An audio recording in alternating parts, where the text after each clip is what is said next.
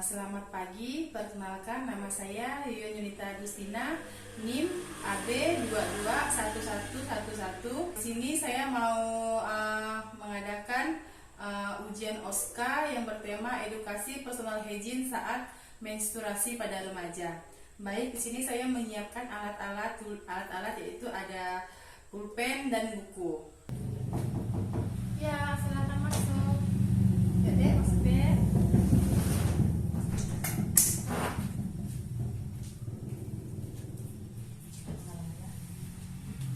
Perkenalkan, nama saya Bidan Yunita Agustina yang bertugas pada hari ini. Kalau boleh tahu namanya siapa, Dek? Vina. Vina. Umurnya 16 tahun. Alamatnya HP HP. Nomor teleponnya, Dek? 815 Oke. Sekarang keluhannya apa ya, Dek? selang kanan Iya, udah berapa hari? 3 hari 3 hari ya. Biasanya pennya berapa hari, Dek? 1 minggu. 1 minggu ya. Oke, Dek. Ayo, Dek, kita periksa dulu ya. Tangan.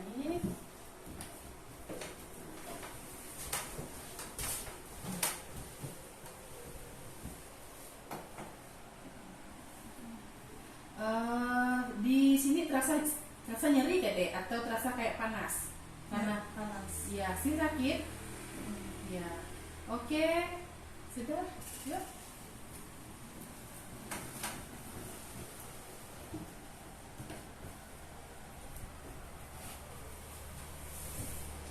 Di sini saya akan menjelaskan apa itu personal hygiene. Personal hygiene itu adalah cara merawat diri manusia untuk memelihara kesehatan mereka. Di sini ada beberapa faktor cara untuk merawat diri atau personal hygiene. Yang pertama adalah citra tubuh atau penampilan.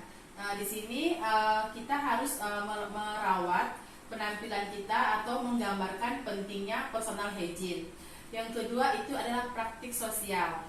Praktik sosial itu adalah kebersihan kita, maka kemungkinan akan terjadi pada pola hygiene kita. Setelah itu tingkat ekonomi.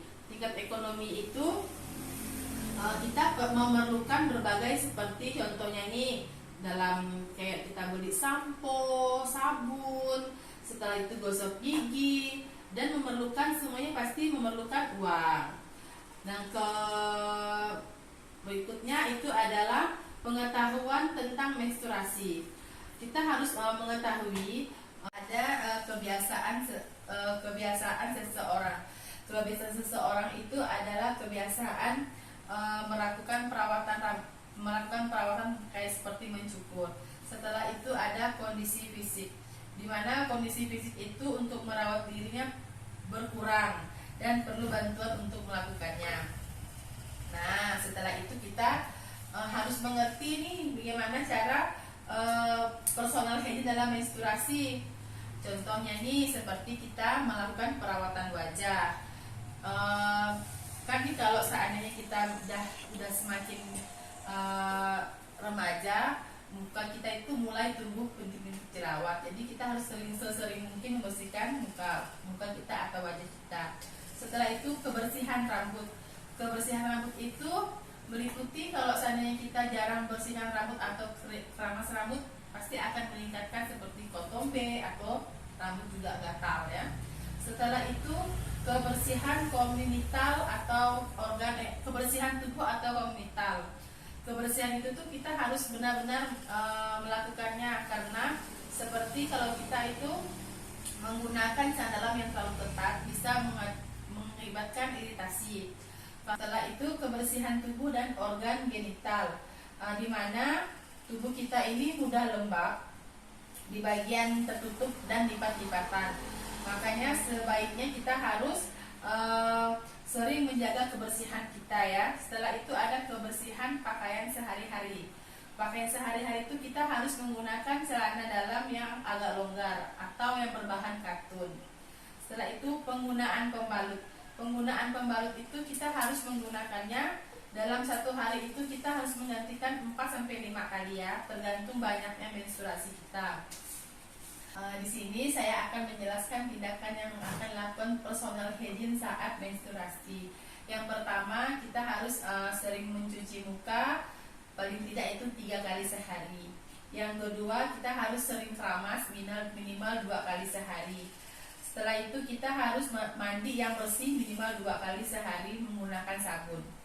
Kita mencuci tangan menggunakan sabun dengan air yang mengalir, tidak menggunakan antiseptik saat membersihkan genitalia kita, tidak menggunakan bedak atau parfum di bagian daerah genitalia kita. Pembalut harus diganti 4-5 kali. Setelah kita mandi, buang air kecil dan buang air besar. Setelah itu mencukur atau merapikan rambut kemaluan karena secara optimal. Di sini saya mau tanya, apakah sudah mengerti atau jelas? Sudah. Kalau begitu saya ucapkan terima kasih.